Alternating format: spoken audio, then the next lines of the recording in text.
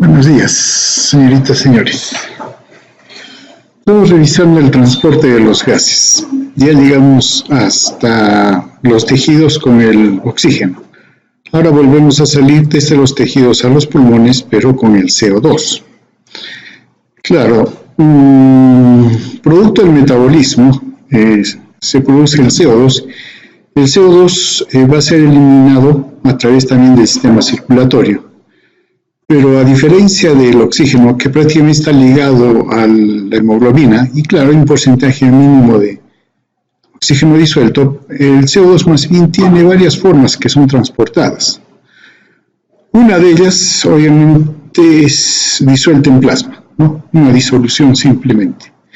La otra es que se hidrata lentamente, sin necesidad de una enzima, a ácido carbónico, luego se disocia el ácido en bicarbonato y los hidrogeniones. Los hidrogeniones se unen inmediatamente a las proteínas plasmáticas, ¿no? Y queda el bicarbonato como reserva alcalina. Una gran cantidad de CO2 ingresa al eritrocito y es hidratado de una manera rápida por la enzima anidrasa carbónica. Igual, ¿no? Tenemos ácido carbónico, luego se disocia en bicarbonato, el bicarbonato sale al plasma y el hidrógeno se va a unir a la hemoglobina, porque también es una proteína, ¿no? Tal como lo hace acá también, y forma lo que es la carbaminohemoglobina. La otra es el CO2, se une a la hemoglobina. Sí, ahí más bien forma la carbaminohemoglobina, esa vendría a ser la carbaminohemoglobina, y da lugar a este efecto. ¿Cómo se llama este efecto? ¿Cómo se llama? Es el efecto Bohr, ¿no? Al unirse a la hemoglobina va a dar lugar al efecto Bohr, y eso hace que el oxígeno se desprenda, o más oxígeno pierda, disminuye la afinidad del oxígeno por la hemoglobina y se libera el oxígeno, ¿no? Entonces tiene esas formas en que el CO2 va a ser transportado hacia la sangre y luego hacia los pulmones, ¿no? Entonces resulta que el CO2 difunde sí en una dirección exactamente opuesta al oxígeno, pero con una gran diferencia, debido a que el CO2 difunde 20 veces más rápido que el oxígeno a la misma diferencia de presión, ¿no? Esa es la ventaja que tiene el CO2 y por lo tanto no necesita de una gradiente muy alta para poderse movilizar, comparativamente con lo que sucede con el oxígeno, ¿no? Entonces lo que tenemos acá es que la sangre arterial trae una presión parcial de CO2 de 40 milímetros de mercurio. El intersticio es de 45, entonces en el transcurso del pasaje a través del capilar, las presiones del CO2, las presiones parciales se van a ir igualando de tal manera que al final, en el lado venoso, se van a equilibrar, ¿no? Las presiones parciales del CO2, tanto el intersticio como en la sangre venosa capilar. Entonces sale con esa presión. Miren, en el espacio intracelular la presión parcial del CO2 es solo de 46, 1 milímetro de mercurio, pero que es lo suficiente para que se desplace del interior de la célula al intersticio. Ahora bien, claro, la presión parcial del CO2 está en función al flujo sanguíneo. Y como también diríamos, la presión parcial del CO2 también depende de la cantidad de CO2 que se produce en la célula. Si hay mayor CO2 en la célula, entonces eleva la presión parcial de CO2 en el intersticio, y eso es debido a, por ejemplo, una mayor actividad metabólica. Ahora, el otro componente es el flujo, él lo saca. A mayor flujo, entonces el CO2 es removido rápidamente, y es lo que sucede acá, ¿no? La presión parcial del CO2 disminuye rápidamente cuando aumenta el flujo, digamos de manera porcentual. Este viene a ser digamos, el punto normal, ¿no? Ahora bien, si hay un aumento de la presión parcial del CO2 por una mayor actividad metabólica, por ejemplo 10 veces, obviamente que la presión parcial del CO2 va a aumentar comparativamente, ¿no? Pero va a ser también el flujo sanguíneo lo que va a hacer que retirar. Pero bajo esas condiciones sí se necesita aumentar mucho más el flujo sanguíneo para poder retirar el CO2 que está produciéndose. Y lo inverso, si hay una disminución del CO2 a un cuarto, por ejemplo, entonces no hay mucho CO2. Y sí va a bajar, es cierto, pero no se necesita un gran flujo sanguíneo.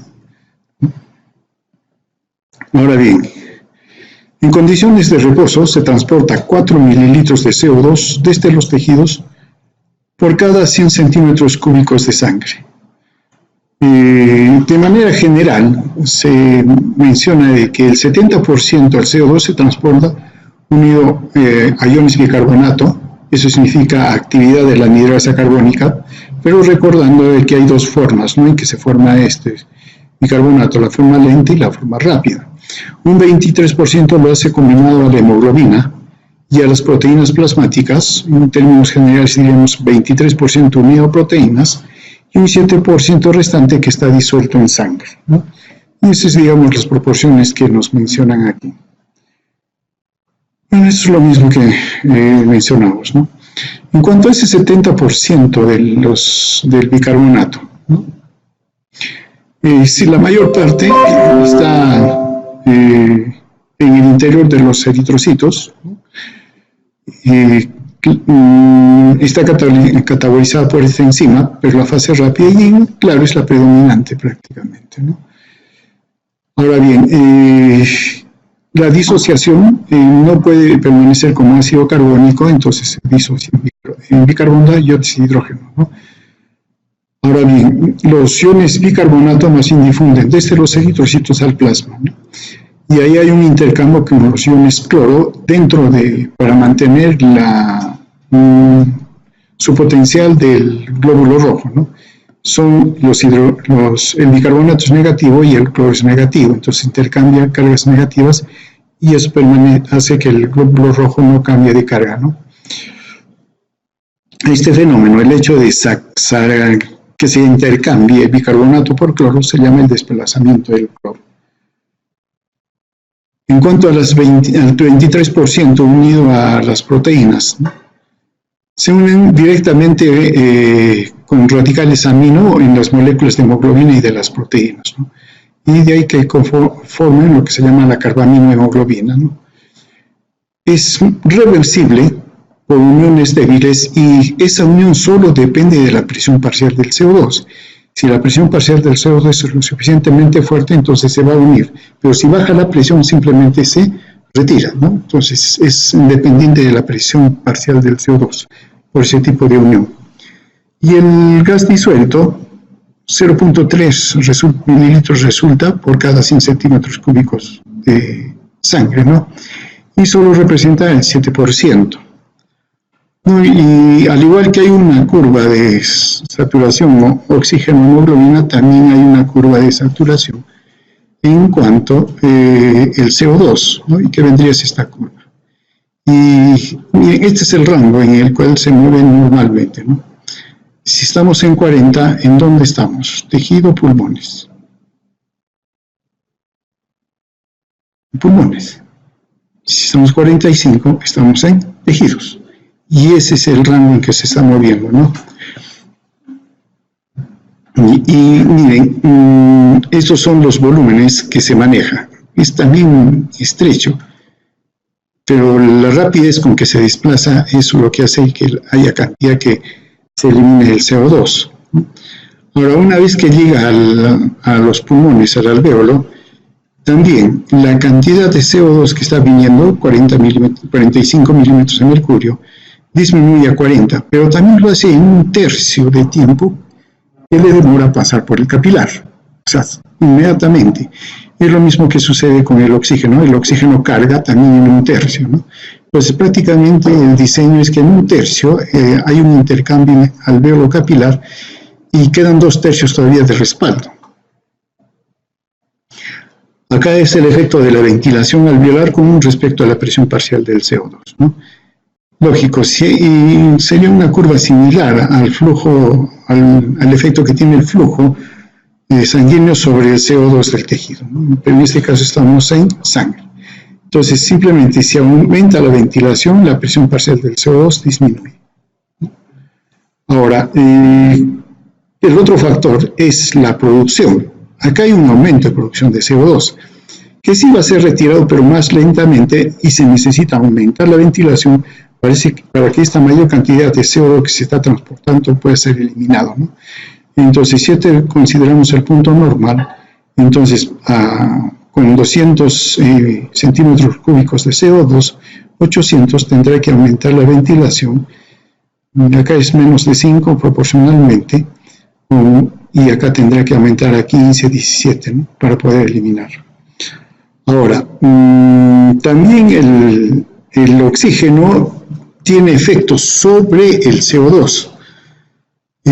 Resulta que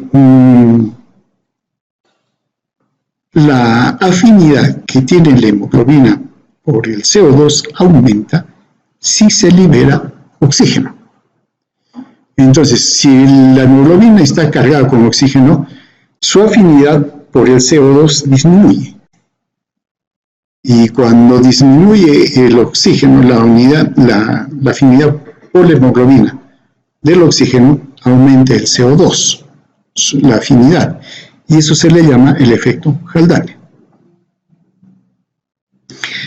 Entonces, bajo estas condiciones, esta curva de disociación del CO2 también sufre modificación.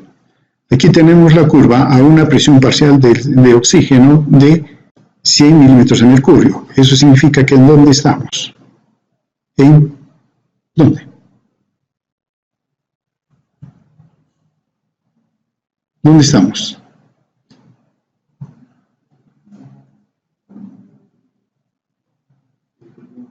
Estamos en pulmón. Y cuando se va a tejidos, la presión parcial del oxígeno es de 40 milímetros de mercurio. Entonces, este es un desplazamiento de la curva hacia el lado izquierdo. Y este es un desplazamiento de la curva hacia el lado derecho. Entonces uno puede ver, ¿no?, que aumenta o disminuye la afinidad de la hemoglobina por el CO2, ¿no?, desplazándose la curva sea al lado izquierdo o sea al lado derecho, dependiendo de la presión parcial del oxígeno. Listo, eso es lo que nos quedaba por terminar con respecto a los transportes de gases.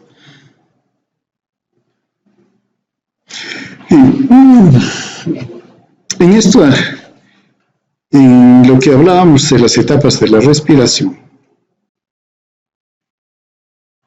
claro, hemos visto primero la ventilación pulmonar, el transporte de gases, pero ahora nos falta ver el otro lado. Claro, los gases son transportados por la sangre, y entonces hay una circulación, la circulación menor, que tenemos que verlo, porque eso tiene que ver luego con la ventilación, y eso es lo que se define como relación ventilación-perfusión. Entonces nos vamos a echarle una mirada a la circulación pulmonar. ¿No? Están los vasos pulmonares, vasos bronquiales, toda esta cosita que ustedes ya la conocen con anterioridad.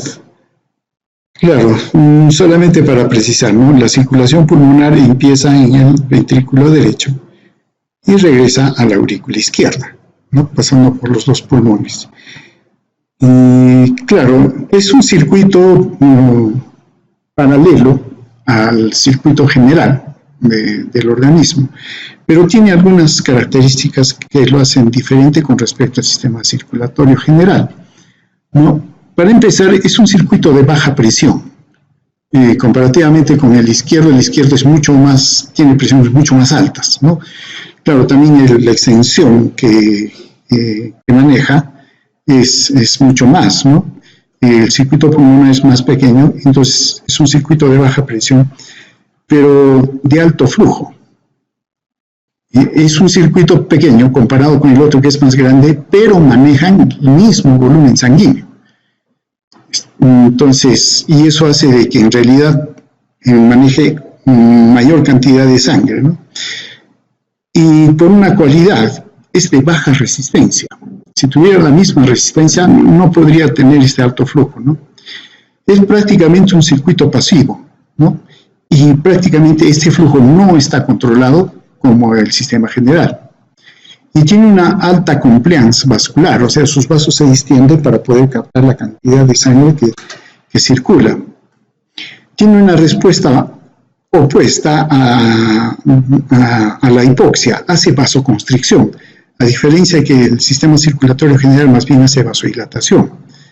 Ahora, el volumen es proporcional al flujo que maneja, de ahí que sea de alto flujo, y con todo eso resulta también un reservorio de sangre con respecto al sistema circulatorio general. Como mencionamos, el flujo sanguíneo pulmonar es igual al gasto cardíaco. Cuando hablamos de gasto cardíaco, generalmente hablamos de la cantidad de que expulsa el corazón en un minuto hacia el sistema circulatorio mayor. Pero ese mismo volumen está manejando el lado derecho, el lado pulmonar. Manejan los dos el mismo volumen, por lo tanto tiene el mismo gasto cardíaco. Como mencionamos, para poder aceptar ese volumen, son vasos pasivos prácticamente, ¿no? Pero sí, en caso del flujo pulmonar, tiene un efecto hidrostático, hay un efecto de la gravedad sobre la presión hidrostática pulmonar. Por lo mismo, por las características que hemos mencionado, ¿no? No hay mucha resistencia, es de alto flujo y alta compliance. De hecho, la gravedad le afecta más que al sistema circulatorio general, porque el otro maneja altas presiones. Entonces, si consideramos un promedio de altura del pulmón de 30 centímetros, entonces hay una diferencia de presión desde la base al vértice de 23 milímetros de mercurio. Ahora bien, ¿eso qué significa? Que en el vértice, debido al efecto de la presión, por la presión baja el flujo sanguíneo hacia la parte inferior y eso deja un vacío ahí arriba. Y ese vacío tiene una presión parcial de menos 15 milímetros de mercurio en el ápice. Pero a la base está yendo mayor cantidad de flujo y eso significa que hay mayor efecto de la gravedad, es el mayor efecto de la gravedad y por lo tanto la presión parcial allí la presión hidrostática es más bien de más 8 milímetros de mercurio. La diferencia son los 23 milímetros de mercurio. Ese es el efecto de la gravedad que tiene sobre los pulmones. Ahora bien, hay un efecto, por lo tanto, entonces, de disminución del oxígeno. O mejor dicho, hay un efecto de disminución de oxígeno con una vasoconstricción debido a la hipoxia. Si la presión parcial del oxígeno disminuye por debajo de 70 milímetros de mercurio, entonces lo que va a suceder es una vasoconstricción de los vasos. Gradual ciertamente, pero va a haber, ¿no? Ahora, si baja a niveles críticos, la resistencia pulmonar puede aumentar 5 veces. Esto es un problema para la circulación porque no está preparada para este tipo, ¿no? Ahora, pero ¿cuál es la razón por la cual hace vasoconstricción? Porque al hacer vasoconstricción, tiende el pulmón a hacer una redistribución, lo que implica, de hecho, aquí hay mayor flujo sanguíneo que aquí. Y entonces, al hacer vasoconstricción, va a tratar de que parte de este flujo sanguíneo suba a la parte superior, tratando entonces de hacer una redistribución. Y esto en relación a la ventilación, que después lo vamos a mencionar también. Entonces, esta vasoconstricción tiene ese efecto de redistribución. Si hiciera vasodilatación, entonces, ¿qué sucedería? Se iría más bien más hacia la base y no habría intercambio gaseoso, ¿no? Ahora, por otro lado, el control nervioso en el sistema circulatorio tiene poca importancia para regular el flujo, ¿no? Pero sí puede dar lugar, y de hecho los vasos están inervados y dan lugar a una inervación refleja, sobre todo, por ejemplo, en casos de embolia. Hace una vasoconstricción y eso lleva a isquemia y gran problema pulmonar, ¿no? Sí, también hay una estimulación simpática sobre los grandes vasos, pero no en los pequeños o medianos en el pulmón. Si hablamos de presiones pulmonares, ¿qué tenemos? Aquí tenemos en negro la presión del ventrículo derecho, claro, y en rojo la presión de la arteria pulmonar. En realidad, mientras hay flujo en este caso en el ventrículo derecho, la presión no es cero, nunca es cero. Cero es cuando no hay nada de sangre, ¿no? Simplemente su presencia ahí crea una presión. Entonces nunca es cero, entonces es un poco más, ¿no? que cero. Entonces esto vendría a ser, digamos, durante la final de la diástole. En la sístole la presión del ventrículo derecho sube hasta 25 milímetros de mercurio aproximadamente y luego disminuye durante la diástole, ¿no? Y vuelve a subir. Entonces prácticamente, si queremos decir, va de 0 a 25 la presión del ventrículo derecho, la diástole a sístole. Mientras que la arteria pulmonar, su presión en promedio es 8 milímetros de mercurio en la diástole, al final de la diástole. Y en la sístole, obviamente, va a subir a 25, es lo que le está impulsando el ventrículo derecho. Y sí, luego va a ir disminuyendo en la diástole conforme también, digamos, hay la diástole en el corazón, y luego va a volver a subir a unos 25 milímetros de mercurio, ¿no? Ahora bien, pero la presión capilar, que se llama la presión de cuña, en el capilar es de 5 milímetros de mercurio. O sea, llega aquí, ¿no? Esta es la presión diastólica y la sistólica en la arteria pulmonar. Entonces tiene esta oscilación, ¿no? Sístole, diástole, pero conforme se va alejando del corazón, la diferencia de presión va disminuyendo, la presión de pulso disminuye hasta que llega a los 5 milímetros de mercurio, que es justo donde ya entra a los capilares pulmonares. Y entonces, durante el pasaje de la sangre a través de los capilares pulmonares es continuo. Claro, en un comienzo avanza la sangre con mayor velocidad, sístole, disminuye esa velocidad en diástole, y es lo que va haciendo, ¿no? Pero conforme se va alejando hasta que llega a los capilares, en los capilares esa diferencia desaparece, y por lo tanto el flujo es continuo. Ahora, desde los capilares pulmonares hasta el pulmón, hasta el corazón, al aurícula izquierda, no hay nada que detenga a la sangre, y por lo tanto sí disminuye un poco la presión, pero no hay nada que lo detenga. Entonces, conclusión, la presión que maneja el lado izquierdo se refleja en la presión de cuña. Está ahí, porque es un continuo, no es como un solo espacio, nada más que tiene, hablando de manera, digamos, de manera en circulación. Ahora, por eso es que también es cierto que la presión de la aurícula izquierda va a influir sobre la circulación pulmonar. En términos generales, si la presión de la aurícula izquierda aumenta, entonces va a aumentar también la presión porque le va a hacer resistencia, porque no hay nada que los pueda, digamos, no hay nada que dificulte ese efecto. Entonces entonces lo que le pasa a la aurícula izquierda le va a pasar al sistema circulatorio pulmonar. Claro que hay un rango, ¿no? Por ejemplo, hay un rango más o menos hasta una presión de la aurícula izquierda de unos 10 milímetros de mercurio, como que se mantiene constante, no pasa nada. Pero a partir o aumentando más allá de 10, sí, la presión pulmonar va a aumentar rápidamente si aumenta la presión de la aurícula izquierda. Entonces, considerando algunas presiones del sistema circulatorio, como mencionamos, en la aurícula derecha, la presión media es 3 milímetros de mercurio. El rango está de 1 a 5. En el ventrículo derecho, la presión sistólica es de 25 milímetros de mercurio. El rango está de 17 a 32. En la diastólica, al final de la diástole, 4 milímetros de mercurio. El rango va de 0 a 1, para unos autores, y otros de 1 a 7. Bueno, ahí están, ¿no? A nivel de la arteria pulmonar, la presión media es de 15 milímetros de mercurio, el rango de 9 a 19. La sistólica, 25, rango de 17 a 32. La diastólica, de 8 a 9. Y el rango va de 4 a 13, ¿no? Ahora, la presión de cuña. ¿Por qué se llama presión de cuña? Por la forma en que se toma esa presión, y eso se hace con cateterismo central. Se agarra una de las venas cavas, sigue el catéter, entra hasta la aurícula derecha, ventrículo derecho, arteria pulmonar, y sigue hasta que ya no puede entrar y queda enclavada, como una cuña. De ahí se terminó, ¿no? La presión de cuña para unos autores 5, para otros 9, el rango está de 4 a 13, ¿no? En la aurícula izquierda, 8, claro, va muy similar a la presión de cuña, y para otros 2. Y el rango va de 2 a 12. Ahora, también es necesario mencionar, ¿no?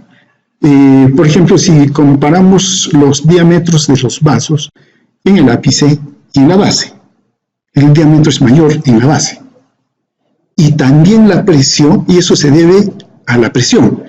Arriba una presión de arteria pulmonar es de 4, en medio 15, y en la base es 22. Y eso hace que los vasos sean tengan un diámetro más amplio en la base. ¿Efecto de qué? La gravedad. Ahora bien, en cuanto a los vasos sanguíneos, la resistencia pulmonar, claro, están sujetos al comportamiento del ciclo pulmonar, al ciclo respiratorio, ¿no? Ahora, ¿qué sucede? Que los vasos pequeños, los que están entre los alvéolos metidos allí, son estirados y comprimidos por los pulmones que se expanden. Claro, el pulmón se expande, los alvéolos se expanden, y al expandirse los alvéolos presionan a los vasos pequeños, ¿no?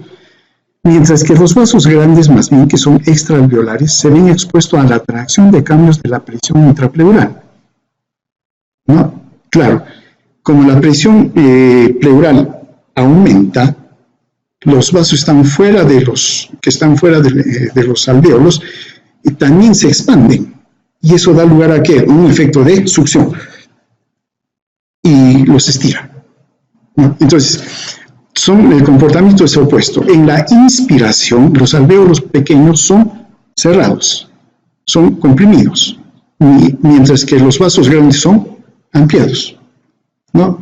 Y en la expiración sucede lo inverso, y eso hay que tener en cuenta, ¿no?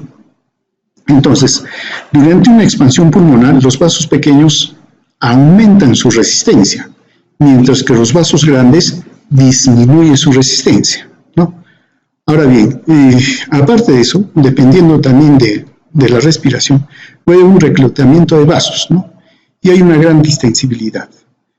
Entonces, la resistencia vascular va a depender básicamente de ese ciclo respiratorio que se tiene. Y claro, también hay otros factores como los neurales, pero como habíamos mencionado anteriormente, el sistema nervioso casi no se mete con los pulmones, pero sí también hay otras sustancias que sí tienen efectos sobre la circulación pulmonar. La resistencia vascular pulmonar aumenta, por ejemplo, con la noradrenalina, los alfa-agonistas, prostaglandina F2, por ejemplo, E2 y la serotonina, mientras que la resistencia vascular pulmonar disminuye por la acetilcolina, los beta-adrenérgicos, la bradicilina, prostaglandina E1 y 2 o prostaciclina y el óxido nítrico. Ahora, viendo en conjunto, en total, como mencionamos, depende del ciclo respiratorio o en todo caso depende del volumen pulmonar. Ver qué cosa es.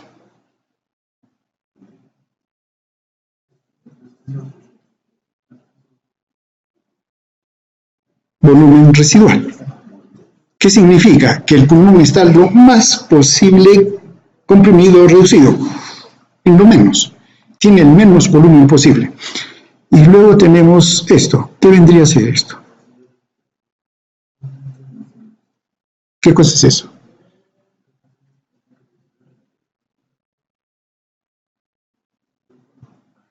Capacidad funcional residual. ¿Y en qué consiste la capacidad funcional residual?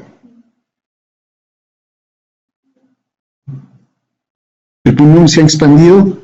Sí, se ha expandido, pero ¿hasta qué punto? La capacidad funcional residual está formado por dos volúmenes. ¿Cuáles son? El volumen residual y el volumen de reserva expiratorio. Esa es la capacidad funcional residual. Hasta ahí, entonces, hasta ahí ya llega el pulmón. y luego se expande a toda su capacidad. Es la capacidad pulmonar total, ¿no? Entonces hizo su máximo esfuerzo. Entonces, lo que estamos viendo acá es un aumento del volumen pulmonar, ¿no? Marcado por estos, digamos, por estos volúmenes y capacidades, ¿no? Y acá comparamos la resistencia. ¿Qué vemos con los vasos alveolares? O sea, los vasos pequeños. Que la resistencia aumenta o disminuye. Aumenta o disminuye. Aumenta, la resistencia disminuye. Pero es inverso lo que le sucede a los vasos extrapulmonares. Más bien, disminuye. Disminuye la resistencia, ¿no?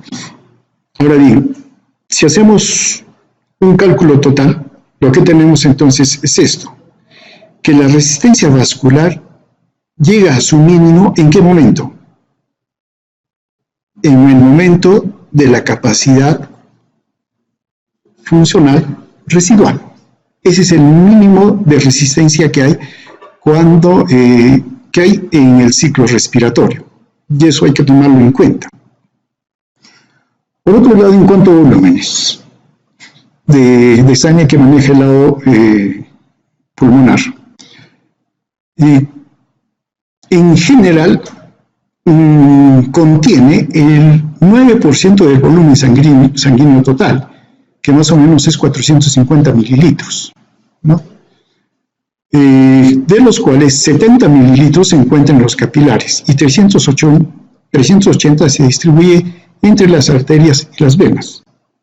Y eso es bastante, ¿no? Por eso los vasos son bastante distendidos en caso de los pulmones, ¿no? Ahora bien, sí puede haber, y de hecho hay un desplazamiento de la sangre entre la circulación pulmonar y sistémica, ¿no? Por ejemplo, ¿en qué casos? Como consecuencia de una patología cardíaca. Si hay una insuficiencia cardíaca, o mejor diremos una resistencia, una estenosis mitral, entonces hace resistencia. Claro, el corazón va a tratar de enviar más la sangre, todo, pero como se va hacia el lado derecho, entonces ahí hay un aumento de sangre que va en el lado de los pulmones y los pulmones aumentan su volumen. O la circulación pulmonar aumenta, ¿no? Y ese aumento del volumen sanguíneo pulmonar puede llegar hasta un 100%, ¿no? Y sin embargo, aunque hay un aumento, la circulación esté sufriendo, por decir, el lado pulmonar, la circulación prácticamente no tiene cambios. Durante el ejercicio, el gasto cardíaco aumenta 4 a 5 veces, ¿no? Claro, en este caso, en el lado pulmonar, lo que sucede es un aumento de las capilares de 4 a 7 veces, mucho más, hay más capilares abiertos, ¿no? Hay una distensión de los capilares y aumenta un flujo hasta 20 veces. Y eso va a condicionar que un aumento de la presión arterial pulmonar. Pero este último no es conveniente. Si la presión de la arteria pulmonar aumenta, ese sistema circulatorio del pulmón no está para manejar altas presiones. Y entonces va a ser el pulmón, va a hacer todo lo posible que estos dos primeros mecanismos compensatorios eviten que aumente la presión arterial. Entonces, lo que va a haber entonces es que en una persona normal, estos dos van a tratar de que la presión no suba. Y eso es lo que sucede usualmente, ¿no? Ahora, si subiría la presión arterial, de hecho, el trabajo del ventrículo derecho aumentaría. Y eso contribuye a un aumento más de la presión en el sistema pulmonar y el intercambio se va a ver afectado. Y entre otras cosas también va a haber edema. ¿Y qué problema tenemos con el edema pulmonar?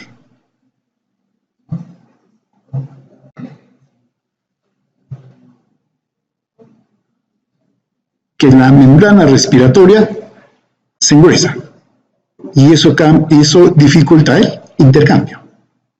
¿Qué cambia? ¿Qué cambia?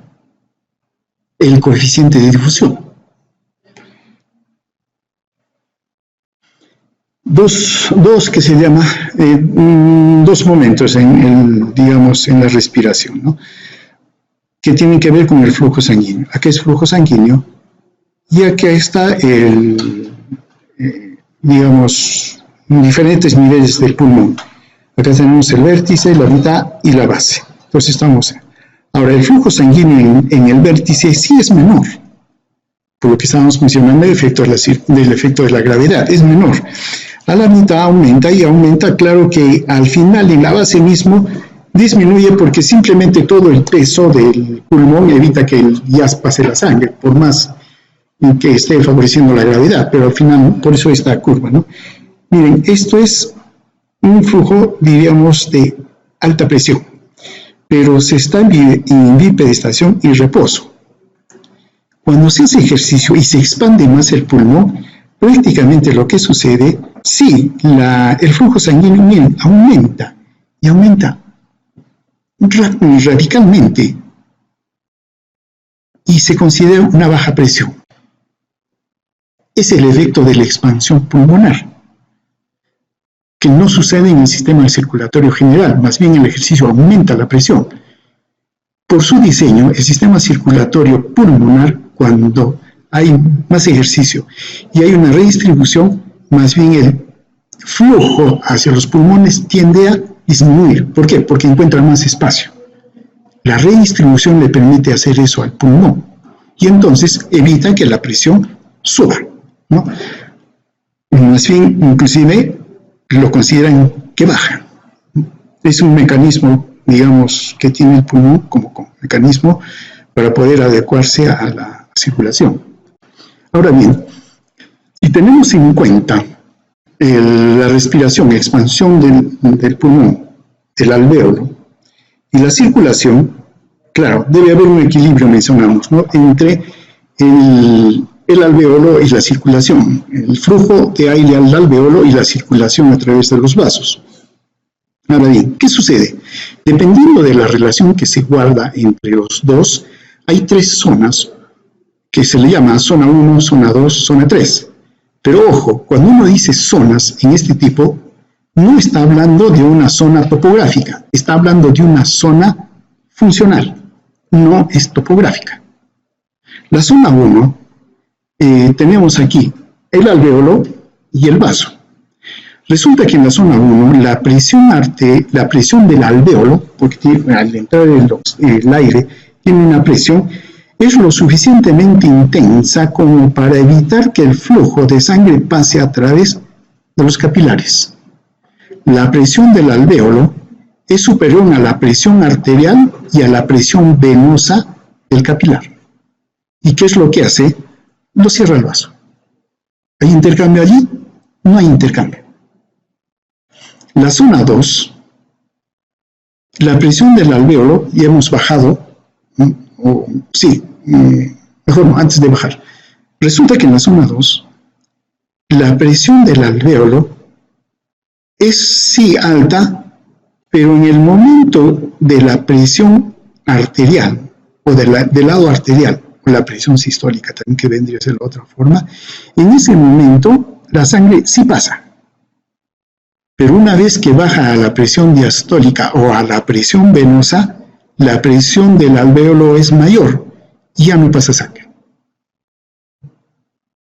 Entonces, solo en el momento de máxima presión es que pasa la sangre y puede hacer el intercambio con el alvéolo. Y la zona 3, más bien sí, tanto la presión del lado arterial como la presión venosa, o si quieren diastólica, sistólica, es mayor que la presión alveolar, y ahí la sangre siempre está pasando. ¿Listo? Ahora bien, pongámonos, en la zona 1, eso no existe en ninguna parte del pulmón. No hay. La zona 2, eso está en el vértice. El vértice se comporta como zona 2. Por debajo de la zona 2 se comporta como zona 3. Y eso nos va a dar entonces también luego base para hablar de la relación ventilación-perfusión. Ahora, esto se debe a las presiones. ¿no? Que manejan tanto el vértice, la parte media del pulmón, que está a la altura del corazón, y la base. Veamos. Ya, estamos hablando de la circulación pulmonar todo, pero el efecto, o lo que interesa en la circulación, es el intercambio capilar, ¿no? Porque eso permite el intercambio de CO2, oxígeno y todo lo demás, ¿no? Entonces, la sangre llega al pulmón y de la sangre tiene que salir un líquido con todo lo que estamos mencionando de gases hacia el intersticio, y del intersticio pasa al alveolo, ¿no? Considerando que el intersticio es virtual. Ahora bien, entonces hay fuerzas que hacen que salga el intercambio, el fluido del intercambio, y hay fuerzas que lo retienen o hacen que regrese. Ahora bien, fuerzas de salida, ¿no? Está la presión hidrostática capilar, que en promedio vamos a manejar 7. Claro, está en el rango que estábamos mencionando. La presión coloide-osmótica intersticial es 14, ¿cierto? Y esto debido a la presencia de proteínas. Y está la presión hidrostática del líquido intersticial. Esto no es el intersticial, este es capilar. No, porque si no estaría... No, está bien. Recapitulamos. La presión hidrostática capilar es de 7. Es la presión que tiende a sacar el líquido hacia afuera. La otra es la presión coloide-osmótica intersticial. Claro, el intersticio tiene proteínas. El intersticio. Y si el intersticio tiene proteínas, la presión coloide-osmótica jala el agua desde el capilar al intersticio, hace que salga. Ahora, la presión hidrostática del líquido intersticial, como mencionamos, es negativa. Sería una presión que más bien impediría que el líquido salga de los vasos hacia el intersticio. Pero como es negativo, más bien la favorece. Y entonces lo que tenemos son 3 presiones que hacen que haya una salida del capilar hacia el intersticio. La presión hidrostática capilar, la presión coloide-osmótica intersticial y la presión del líquido intersticial. Eso hace una presión más o menos de 29. Fuerzas de entrada, o sea, que hacen de que el líquido del intersticio ingrese hacia el capilar. Solo está la presión coloide-osmótica del plasma, que es de 28. Claro, la sangre tiene gran cantidad de proteínas, y entonces eso hace que tenga una gran fuerza. Y no solamente están las proteínas, sino están los electrolitos. Entonces tiene una gran fuerza, de 28.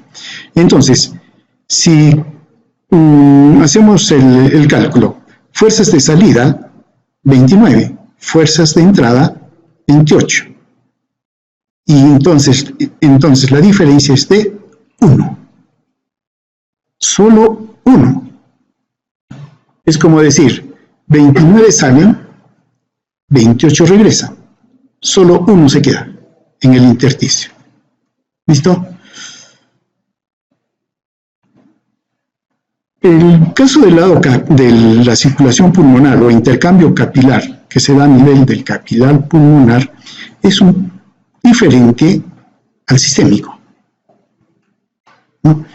Y claro, uno básicamente por un comportamiento que tiene con respecto a la presión. Claro, acá tenemos que entrar por lo menos entrar en algo a lo que es el intercambio capilar y las fuerzas de Starling que mueven ese tipo o determinan ese comportamiento. Ya no nos alcanzaría el tiempo. Continuamos mañana, ¿sí? Porque esto necesita más tiempo. ¿Listo? Muy bien. Continuamos mañana.